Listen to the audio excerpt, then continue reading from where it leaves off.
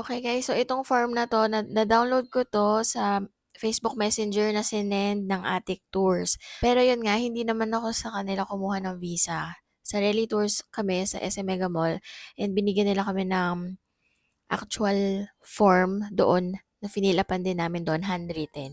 Ipapakita ko lang sa inyo kung paano siya fill-upan para hindi niyo na uulitin kung may mali kayong magawa. Kasi nung pumunta kami doon, madami pa silang pinabago. Kaya sayang sa oras. So, itong surname, kunyari, ang apelido nyo Jose. So, lagay nyo dyan, Jose. All caps. Tapos, given and middle name, kunyari, Mary Ann. Um, Middle name nyo, kunyari, is, ano ba? Abad. Ayan. And then, itong other names, ang ibig sabihin daw nito is other names na ginamit nyo sa ibang country. Kunyari, di ba yung mga Koreano, meron silang English name. So, yan, ilalagay nila yan dito. Pero tayo, dahil wala naman tayong ibang pangalan, NA yan. Tinanong ko dito, kunyari, kung ang passport ko is maiden name ko pa, ilalagay ko baka ko dito yung married name ko. Ang sabi nila, hindi. So, yan, NA daw. And then, date of birth, kunyari, January 1, 1990. Ayan, ganyan siya.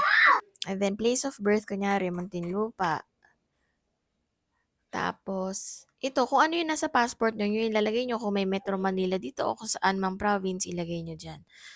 And then, itong, ano, yung gender nyo, lagay nyo dyan, X.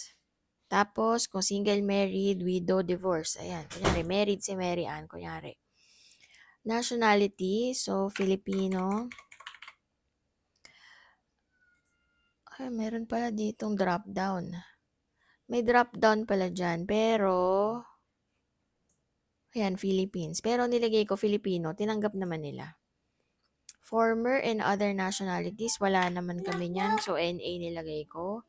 Dito pwede nyo lagay SSS number or driver's license number. Ayan. Kunyari, ayan. Ganyan.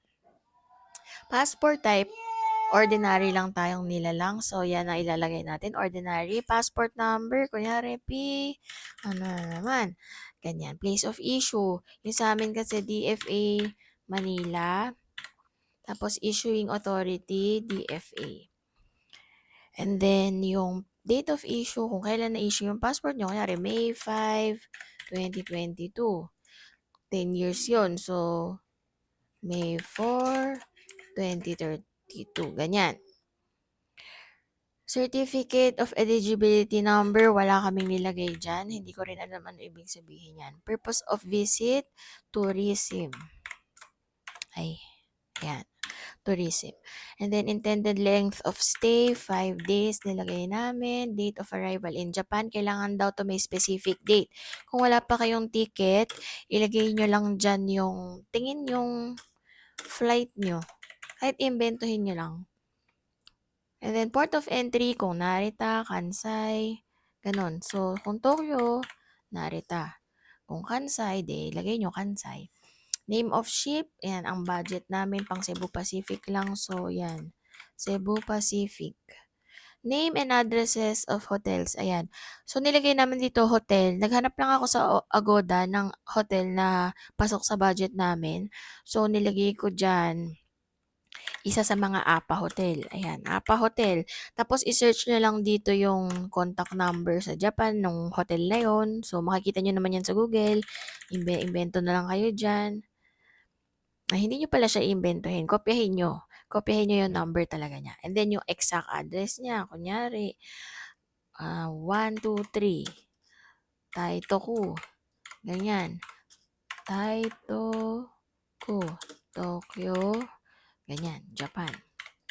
Basta kompletuhin nyo kung ano yung makita nyo sa address sa Google ng hotel na yun. And then, dates and duration of previous stays in Japan. Medyo madami kami nilagay dito. Hindi ko na nilagay yung duration.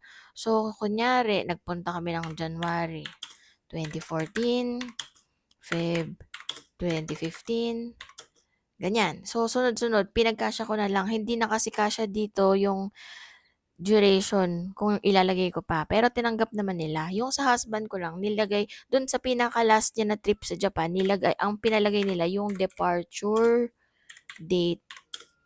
Yan, ganyan. Sa pinaka-last na trip. Ito, your current residential address. If you have more than one address, please list them all. So, yan, lagay nyo dyan. 1, 2, 3. Aguirre Street. O yan, yung address nyo, alam nyo na yan. Telephone number, kung may landline kayo, so 911-1111, Pizza Hut. Joke lang. Pero kung ano yung number nyo. So, lagay nyo area code, pwede din namang wala. So, 63, ano yun? Lagay nyo country code, area code, tapos yung number. Ayan, 0917, mobile number nyo. And then, email address nyo. Lagay nyo current profession or occupation and position. So, lagay nyo dito yung job title nyo. Kung ano kayo, kunyari, nurse. O kaya, teacher.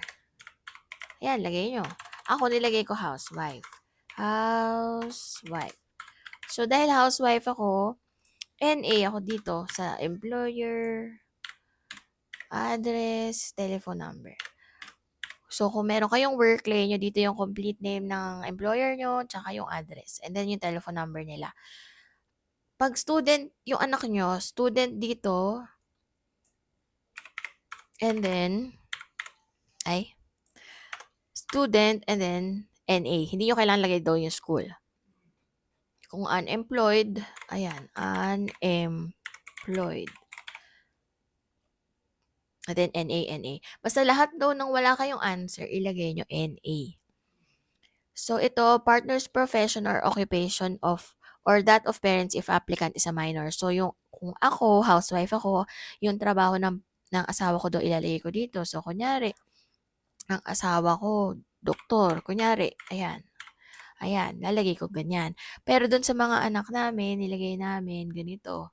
Kunyari, father, doctor, mother, housewife.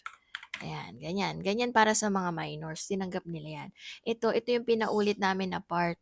Dahil back-to-back yung form namin, kahit dito lang sa page na to yung mali ko, kasi second page na to, ulitin ko rin yan nasa harap. So, hassle, di ba? So, ayan. Dito, kasi ako housewife ako, ang mag-sponsor ng trip ko yung husband ko, hindi ko daw dapat siya ilagay dito. Kasi dapat daw itong taong to nasa Japan nakatira. Iba daw yung guarantee letter, or letter of guarantee na pang Pilipino na magsusponsor ng trip ng kapwa niya Pilipino. So, ayan, NA dyan. Pero kung may guarantor talaga kayo, lagay nyo dyan. Fill up nyo yung details ng guarantor nyo dyan. So, i-NA nyo lahat ng hindi applicable. Yung gender, leave it blank na lang kung NA. Ayan. NA, NA, NA. Inviter in Japan, wala naman nag-invite sa amin. So, NA din yan. NA, NA. Leave blank din yung gender. Ayan. NA. Basta lahat ng blank, lagyan nyo na NA. Ayaw nila na may blank. So, ito, sasagutan nyo to. Have you ever been convicted of a crime or offense? No. Lahat yan no. Pero be truthful to your answers, ha? And then ito, kahit naman daw no yan, lagyan nyo pa rin ng NA, sabi nila. So, yan, NA. And then, ito, date of application, doon nyo na lang fill upan kung kailan nyo siya ipapasa sa agency. So, kunyari kami, pinasa namin August 17, 2023. Ayan, ganyan. And then, yung pirma nyo dito. Pirmahan nyo siya doon. So, wag nyo na lang gawing e-signature. Pirmahan nyo talaga ng totoo. So, ayun lang. Ganun lang siya. Kung gusto nyo reviewin or may tanong kayo, ayan, comment in na lang sa baba. And then, ito, pinaka-importante to, huwag niyo kakalimutan yung tamang size ng picture kasi hindi nila tatanggapin kung mas malaki dyan or mas maliit. Kailangan exact. So, pakita nyo to dun sa pagpapapicturean nyo para sure na kasya dito sa box na to yung picture na ididikit nyo.